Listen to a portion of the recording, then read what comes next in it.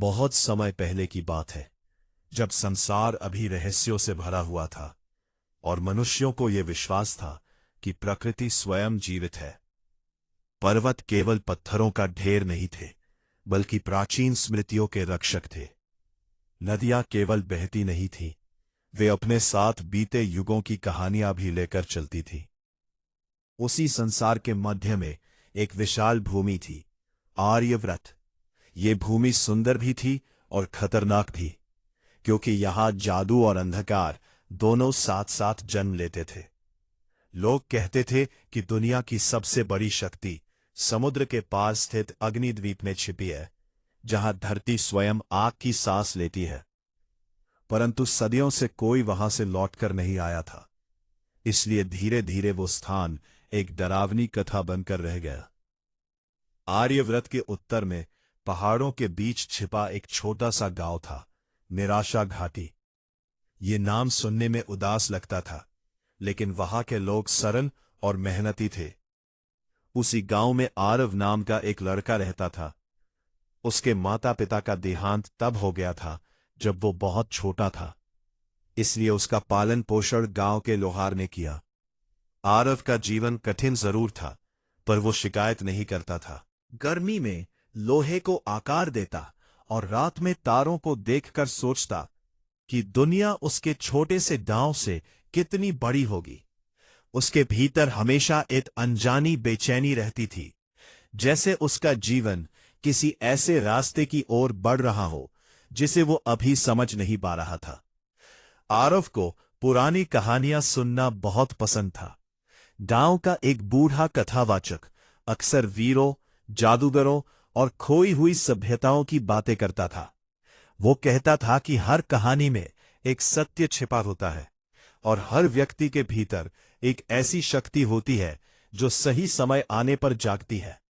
आरव इन बातों को सुनकर मुस्कुरा देता, क्योंकि उसे लगता था कि वो केवल एक साधारण लड़का है जिसकी किस्मत लोहे और आग के बीच ही बीतने वाली है। लेकिन नियति ने उसके लिए कुछ और ही तय कर रखा था। एक दिन जब वो पुराने कबाड़ में से काम का सामान ढूंढ रहा था, उसे एक छोटा सा जंग लगा हुआ डिब्बा मिला। डिब्बा खोलते ही उसमें से चमड़े का एक पुराना टुकड़ा बाहर गिरा। वो कोई साधारण कागज नहीं था, उस पर बने चिन्ह अजीब थे। घुमावदार रेखाएं, पहाड़ों के प्रतीक और बीच में बना एक जलता हुआ चिन्ह। जैसे ही आरव ने उसे हाथ में लिया, हल्की गर्मी महसूस हुई, मानो वह कागज जीवित हो। तभी पीछे से बूढ़ा कथावाचक आया। मानचित्र को देखते ही उसके चेहरे का रंग उड़ गया। उसकी आंखों में डर और आश्चर्य दोनों थे। उसने धीमी आवाज में कहा कि यह अग्निद्वीप का मानचित्र है, एक ऐसी वस्तु जिसे बहुत समय पहले खोया हुआ माना जाता था। उस रात गांव में भयंकर तूफान आया। हवा इतनी तेज थी कि पेड़ झुकने लगे और आसमान में बिजली लगातार चमक रही थी। उसी अंधेरे और शोर के बीच एक अजनबी घोड़े पर सवार होकर गांव पहुंचा। उसका चेहरा छिपा हुआ था, लेकिन उसकी उपस्थिति से ही भय महसूस होता था।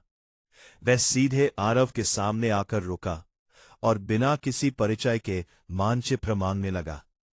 उसकी आवाज में आदेश था, जैसे वह माना सुनने का आदी नहीं हो। जब आरव ने इनकार किया तो उसने तलवार निकाल ली। उसी क्षण कुछ अजीब हुआ। मानचित्र हवा में उठ गया और स्वयं उड़कर आरव के हाथ में आ गया। उसकी हथेली जलने लगी, पर वह आग उसे नुकसान नहीं पहुंचा रही थी। उल्टा उसे ऐसा लगा जैसे उसके भीतर कोई सोई हुई शक्ति जाग रही हो। अजनबी ने यह दृश्य देखा और एक कदम पीछे हट गया, जैसे उसने किसी भविष्यवाणी को सच होते देख लिया हो। वह बिना कुछ कहे अंधेरे में गायब हो गया, लेकिन उसके जाने के बाद भी भय का एहसास हवा में बना रहा। अगले दिन बूढ़े कथावाचक ने आरव को वह सत्य बताया जिसे सुनकर उसकी दुनिया बदल गई। उसने बताया कि अग्निद्वीप की शक्ति को कभी 4 भागों में बांट दिया गया था, ताकि कोई एक व्यक्ति पूरी शक्ति हासिल न कर सके। ये मानचित्र उन 4 कुंजियों में से एक था, किंतु सबसे बड़ा रहस्य ये था कि वह शक्ति केवल उसी को स्वीकार करती है जिसके भीतर अग्नि का रक्त बहता हो। आरव ये सुनकर स्तब्ध रह गया। उसने कभी खुद को खास नहीं समझा था। उसके लिए ये सब किसी और की कहानी जैसा था, लेकिन अब वह खुद उस कहानी का हिस्सा बन चुका था।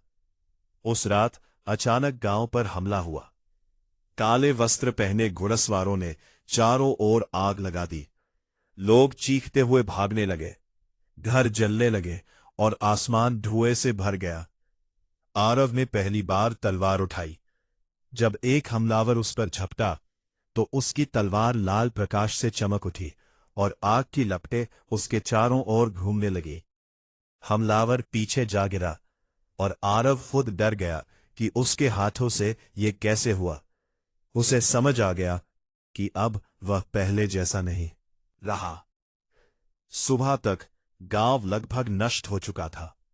बूढ़ा कथावाचक गंभीर रूप से घायल था।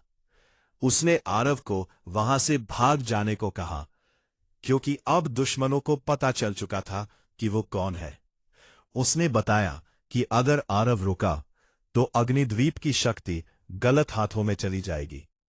भारी मन से आरव ने अपने जल चुके गांव को आखिरी बार देखा। उसका पुराना जीवन वही खत्म हो गया था। अब उसके सामने केवल एक रास्ता था, अग्नियात की ओर। यात्रा के शुरुआती दिन कठिन थे। घने जंगलों में चलते हुए उसे अक्सर महसूस होता कि कोई उसका पीछा कर रहा है। रात में अजीब आवाजें सुनाई देती हैं, जैसे जंगल स्वयं उसे परख रहा हो। एक रात अचानक एक विशाल भेड़िया उसके आमने आ खड़ा हुआ। उसकी आंखों में चमक थी, लेकिन उनमें क्रोध नहीं था। आरव ने तलवार उठाई ही थी कि पीछे से एक लड़की की आवाज आई, जिसने उसे रोक दिया। वह लड़की मीरा थी, जंगल की रक्षक। उसने बताया कि जंगल उन लोगों को पहचान लेता है जो अपने भीतर डर और शक्ति दोनों लेकर चलते हैं। मीरा ने आरव को चेतावनी दी कि जिन लोगों ने उसके गांव पर हमला किया वे छाया संघ के सदस्य हैं और वे अग्निद्वीप की शक्ति के लिए कुछ भी करने को तैयार है, कर सकते हैं। उस रात आग के पास बैठकर जब आरव सोया तो उसे एक सपना आया। उसने एक जलते हुए द्वीप को देखा। आकाश लाल था और समुद्र उबल रहा था।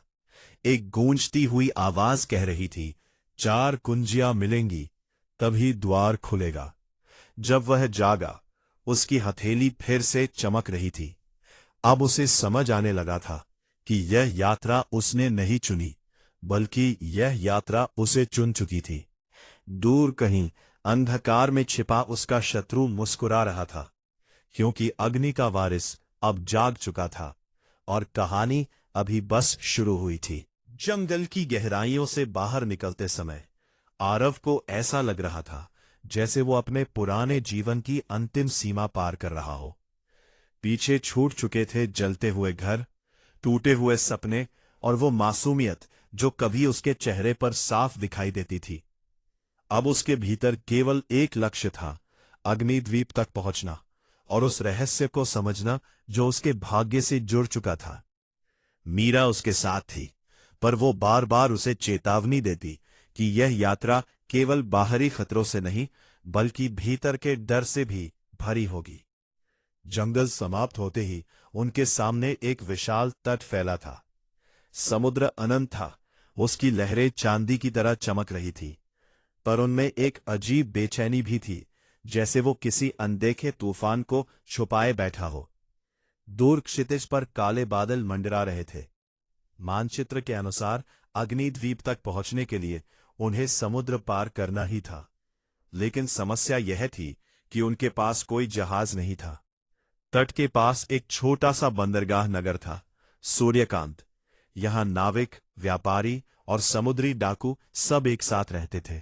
गलियों में नमक और मछलियों की गंध थी और सरायों में शराब के साथ कहानियां बहती थीं। मीरा ने वहां एक जहाज ढूंढने का निश्चय किया। कई नाविकों ने अग्निद्वीप का नाम सुनते ही मना कर दिया। कुछ ने हंसकर कहा कि वो केवल पागलों की मंजिल है, और कुछ ने डर से मुंह फेर लिया। इसी बीच उनकी मुलाकात एक विचित्र व्यक्ति से हुई, कप्तान वीर। उसकी दाढ़ी में नमक और काली मिर्च का मिश्रण था, और आंखों में वो चमक जो केवल उन लोगों में होती है जिन्होंने मृत्यु को कई बार पास से देखा हो। उसने उनकी बात ध्यान से सुनी। जब आरव ने मानचित्र का एक हिस्सा दिखाया तो वीर का चेहरा गंभीर हो गया। उसने धीमे स्वर में कहा कि अग्निद्वीप की दिशा में जाने वाले जहाज अक्सर तूफानों में गायब हो जाते हैं, जैसे समुद्र स्वयं उस स्थान की रक्षा कर रहा हो। फिर भी उसने एक शर्त पर उनकी मदद करने का निर्णय लिया। जो भी खजाना वहां मिलेगा उसका एक हिस्सा उसे मिलेगा। कुछ ही दिनों में वे वीर के जहाज सागर गरुड़ पर सवार हो गए। समुद्र की यात्रा शुरू होते ही आरव को महसूस हुआ कि उसकी शक्ति बदल रही है। जब भी वो मानचित्र को छूता, समुद्र की लहरें थोड़ी देर के लिए शांत हो जाती, मानो वे उसे पहचानती हो। मीरा ने कहा कि अग्नि और जल विरोधी तत्व है, फिर भी दोनों एक दूसरे को संतुलित करते हैं। शायद इसी कारण समुद्र उसे परख रहा था। तीसरी रात एक भयानक तूफान आया। आकाश काला हो गया और बिजली इतनी तेजी से चमकने लगी कि रात दिन में बदलती प्रतीत हो रही थी। लहरें पहाड़ों जैसी ऊंची उठ रही थीं। जहाज डगमगा रहा था। नाविक रस्सियां पकड़कर चिल्ला रहे थे। तभी समुद्र की गहराई से एक विशाल छाया उभरी, एक समुद्री दैत्य जिसकी आंखें नीली आग की तरह चमक रही थी। उसका शरीर लहरों के बीच सांप की तरह लहराता था। कप्तान वीर ने तलवार खींची, पर वो जानता था कि साधारण हथियार उस दैत्य को नहीं रोक पाएंगे। दैत्य ने जहाज को जकड़ लिया। लकड़ी चटकने लगी। उस क्षण आरव के भीतर कुछ टूट गया, या शायद कुछ खुल गया। उसने अपनी तलवार उठाई और उसकी हथेली फिर से लाल प्रकाश से चमकने लगी। उसने आंखें बंद की और अपने भीतर की अग्नि को महसूस किया। अचानक उसकी तलवार से आग की एक लहर निकली, जो हवा में घूमती हुई दैत्य की ओर बढ़ी। आग और जल टकराए, समुद्र उबल उठा और दैत्य दर्द से चिल्लाया। कुछ क्षण बाद वो गहराइयों में विलीन हो गया, शांत हो गया। नाविक स्तब्ध थे। कप्तान वीर ने आरव की ओर नए सम्मान से देखा। उसने समझ लिया कि यह कोई साधारण लड़का नहीं है। यात्रा के अगले दिन वे एक रहस्यमयी द्वीप के पास पहुंचे। मानचित्र के अनुसार यहां दूसरी कुंजी छिपी थी। यह द्वीप पत्थरों और ज्वालामुखीय चट्टानों से भरा था। हवा में सल्फर की गंध थी। जमीन गर्म थी, जैसे उसके नीचे लावा बह रहा हो। मीरा ने बताया कि यह स्थान अग्निद्वीप की सीमा का हिस्सा है, जहां केवल योग्य व्यक्ति ही प्रवेश कर सकता है। द्वीप के मध्य में एक प्राचीन मंदिर था। उसकी दीवारों पर अग्नि और सूर्य के प्रतीक बने थे। जब आरव अंदर गया तो उसे लगा जैसे दीवारें सांस ले रही हो। मंदिर के केंद्र में एक पत्थर का स्तंभ था, जिस पर एक अग्नि रत्न जड़ा हुआ था। जैसे ही उसने उसे छुआ, चारों ओर आग की दीवारें उठ खड़ी हुई। अचानक छाया संघ के योद्धा वहां प्रकट हो गए। उनके नेता का चेहरा अभी भी छिपा हुआ था, पर उसकी आवाज वही थी जो उस रात तूफान में सुनाई दी थी। उसने कहा कि दूसरी कुंजी उन्हें सौंप दी जाए, वरना वे सब यही समाप्त हो जाएंगे। एक भयंकर युद्ध शुरू हुआ। चिंगारियां उड़ी और मंदिर की दीवारें कांपने लगीं। मीरा ने अपने तीरों से कई योद्धाओं को रोका। कप्तान वीर और उसके नाविक भी बहादुरी से लड़े, लेकिन दुश्मनों की संख्या अधिक थी।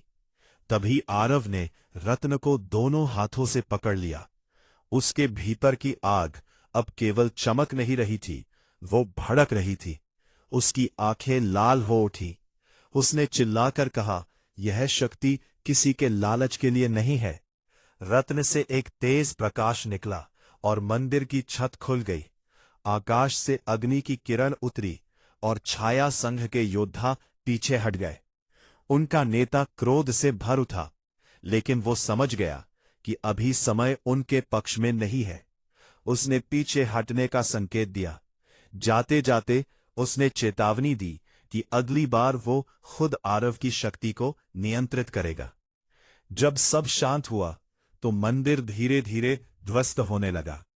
मीरा ने कहा कि यह स्थान अपना कार्य पूरा कर चुका है। आरव ने रत्न को सुरक्षित रखा। अब उसके पास दूसरी कुंजी थी। जहाज पर लौटते समय आरव को एहसास हुआ कि उसकी शक्ति बढ़ रही है, पर उसके साथ जिम्मेदारी भी। उसने समुद्र की ओर देखा। क्षितिज पर कहीं दूर लाल आभा दिखाई दे रही थी। शायद अग्निद्वीप का संकेत। कप्तान वीर ने धीमे स्वर में कहा, अब लौटना संभव नहीं है। आरव ने तित्तर दिया, मैं लौटना चाहता भी नहीं। लेकिन उसे यह नहीं पता था कि छाया संघ का नेता अब स्वयं मैदान में उतरने वाला है, और तीसरी कुंजी पाने की कीमत उससे कहीं अधिक होगी जितनी उसने कभी सोची भी नहीं थी। समुद्र की लंबी यात्रा के बाद जब सागर गरुड़ आगे बढ़ रहा था, तब हवा का स्वभाव बदल चुका था। लहरें पहले जैसी बेचैन नहीं थी, बल्कि भारी और धीमी हो गई थी, मानो वे किसी महान घटना की प्रतीक्षा कर रही हो। कई दिनों से क्षितिज पर दिखाई दे रही लाल आभा अब स्पष्ट हो चुकी थी। दूर समुद्र के बीचों बीच एक विशाल द्वीप खड़ा था, जिसकी चोटियों से धुआं उठ रहा था और आकाश लगातार लाल प्रकाश से चमक रहा था। वही था अग्निद्वीप। जैसे जैसे जहाज करीब पहुंचा, गर्मी बढ़ने लगी। हवा में राख के कण तैर रहे थे और समुद्र का पानी भी हल्का गर्म महसूस हो रहा था। नाविकों के चेहरों पर डर साफ दिखाई दे रहा था। कप्तान वीर ने धीमे स्वर में कहा कि इससे आगे जहाज नहीं जा सकता। द्वीप के चारों ओर पानी उबल रहा था और चट्टानों के बीच से लावा बहता दिखाई दे रहा था। आगे का रास्ता केवल छोटी नाव से तय किया जा सकता था। आरव, मीरा और कुछ नाविक किनारे तक पहुंचे। जैसे ही आरव ने अग्निद्वीप की जमीन पर कदम रखा, उसके भीतर एक अजीब कंपन हुआ। उसे लगा जैसे यह भूमि उसे पहचानती हो। उसकी हथेली में छिपी दोनों कुंजियां हल्की हल्की चमकने लगी। हर कदम के साथ उसकी धड़कन तेज होती जा रही थी। यह केवल एक यात्रा का अंत नहीं था, यह उसके अस्तित्व का उत्तर था। द्वीप के भीतर जाते ही उन्होंने देखा कि यह स्थान जीवित था। जमीन के नीचे लावा बह रहा था। पेड़ों की जगह काले पत्थर थे और हवा में लगातार गूंजती हुई आवाज सुनाई देती थी, जैसे धरती स्वयं कुछ कहने की कोशिश कर रही हो। मीरा ने महसूस किया कि यहां प्रकृति का संतुलन टूट चुका है। अग्नि बहुत अधिक शक्तिशाली हो गई थी, और यही कारण था कि यह स्थान सदियों से बंद रखा गया था। मानचित्र उन्हें एक विशाल पर्वत की ओर ले गया, जिसके मध्य में एक प्राचीन द्वार बना हुआ था। द्वार पर 4 गोल स्थान थे, 4 कुंजियों के लिए। आरव ने पहली और दूसरी कुंजी वहां रखी। जैसे ही वे अपनी जगह पर बैठी, द्वार से लाल प्रकाश निकलने लगा और धरती कांप उठी। उसी क्षण पीछे से ताली की आवाज गूंजी। छाया संघ का नेता वहां खड़ा था। अब उसका चेहरा छिपा नहीं था। उसकी आंखों में गहरी थकान और पागलपन दोनों थे। उसने बताया कि वह भी कभी अग्निद्वीप की शक्ति का रक्षक था, लेकिन उसने देखा कि दुनिया कमजोर लोगों के कारण बार बार नष्ट होती है। वह इस शक्ति से दुनिया को अपने तरीके से बदलना चाहता था, भय और नियंत्रण के माध्यम से। उसके पास तीसरी कुंजी थी। उसने कहा कि आरव की शक्ति अधूरी है और बिना तीसरी और चौथी कुंजी के द्वार पूरी तरह नहीं खुलेगा। उसने प्रस्ताव रखा कि वे साथ मिलकर शक्ति को बांट ले, लेकिन आरव अब समझ चुका था कि ये शक्ति किसी एक व्यक्ति के नियंत्रण के लिए नहीं बनी थी। युद्ध शुरू हो गया। अग्निद्वीप की धरती कांपने लगी। छाया संघ का नेता अग्नि को नियंत्रित कर सकता था, लेकिन उसका नियंत्रण क्रोध से भरा था। हर वार के साथ आग और अधिक भड़क उठती। आरव ने अपनी तलवार उठाई, लेकिन इस बार वह केवल लड़ नहीं रहा था, वह समझने की कोशिश कर रहा था। उसे बूढ़े कथावाचक की बात याद आई, सच्ची शक्ति नियंत्रण में नहीं, संतुलन में होती है। युद्ध के दौरान मीरा और कप्तान वीर ने बाकी योद्धाओं को रोके रखा, लेकिन असली संघर्ष आरव और उसके शत्रु के बीच था। अंततः छाया संघ के नेता ने तीसरी कुंजी द्वार में लगा दी, यह सोचकर कि वह शक्ति को अपने वश में कर लेगा। लेकिन जैसे ही द्वार खुला, भीतर से निकली अग्नि किसी एक व्यक्ति की नहीं थी, वो शुद्ध ऊर्जा थी, सृजन और विनाश दोनों की। आग की लपटों ने सबको पीछे धकेल दिया। आरव उस प्रकाश के सामने खड़ा रह गया। उसे अपने भीतर वही आवाज सुनाई दी जो सपनों में आती थी, अग्नि नष्ट करने के लिए नहीं, प्रकाश देने के लिए जन्मी है। उसे समझ आ गया कि चौथी कुंजी कोई वस्तु नहीं थी, वो स्वयं था। उसने अपनी तलवार जमीन में गाड़ दी और आंखें बंद कर ली। उसने अपने डर, अपने क्रोध और अपने दुख को स्वीकार किया। जैसे ही उसने अग्नि को नियंत्रित करने के बजाय उसे शांत होने दिया, लपटें धीरे धीरे स्थिर हो गई। आग का रंग लाल से सुनहरा हो गया। छाया संघ का नेता यह देखकर क्रोधित हो उठा और अंतिम वार करने दौड़ा, लेकिन अग्नि अब आरव के साथ थी। एक तेज प्रकाश फैला और उसकी शक्ति समाप्त हो गई। वो जमीन पर गिर पड़ा। उसके चेहरे पर पहली बार शांति थी, जैसे वर्षों का बोझ उतर गया हो। द्वार पूरी तरह खुल गया। भीतर कोई खजाना नहीं था, केवल एक चमकती हुई अग्नि थी, जीवन की मूल ऊर्जा। आरव समझ गया कि इस शक्ति को कोई ले नहीं सकता, इसे केवल संतुलित किया जा सकता है। कुंजियों को वापस अग्नि में समर्पित कर दिया। धीरे धीरे द्वार बंद होने लगा और अग्निद्वीप शांत होने लगा। आकाश का लाल रंग फीका पड़ गया। ज्वालामुखी शांत हो गए। हवा ठंडी होने लगी। जब सब समाप्त हुआ, आरव समुद्र किनारे खड़ा था। उसकी हथेली अब नहीं जल रही थी। शक्ति उसके भीतर थी, लेकिन अब वह उसे नियंत्रित नहीं कर रही थी। वह स्वयं उसका हिस्सा बन चुकी थी। कप्तान वीर ने हंसते हुए कहा कि उसने अपने जीवन में बहुत यात्राएं देखी हैं, लेकिन ऐसी कभी नहीं। मीरा ने मुस्कुराकर कहा कि अब जंगल फिर से संतुलित हो सकेंगे। आरव ने समुद्र की ओर देखा। उसकी यात्रा समाप्त हो चुकी थी, लेकिन उसका जीवन नहीं। वह अब जानता था कि नायक होना शक्ति पाना नहीं, बल्कि सही समय पर उसे छोड़ देना है। कुछ समय बाद लोग फिर से अग्निद्वीप की कहानी सुनाने लगे, लेकिन इस बार वह डर की नहीं, संतुलन की कहानी थी। एक ऐसे लड़के की कहानी जिसने अग्नि को जीतने की कोशिश नहीं की, बल्कि उसे समझा।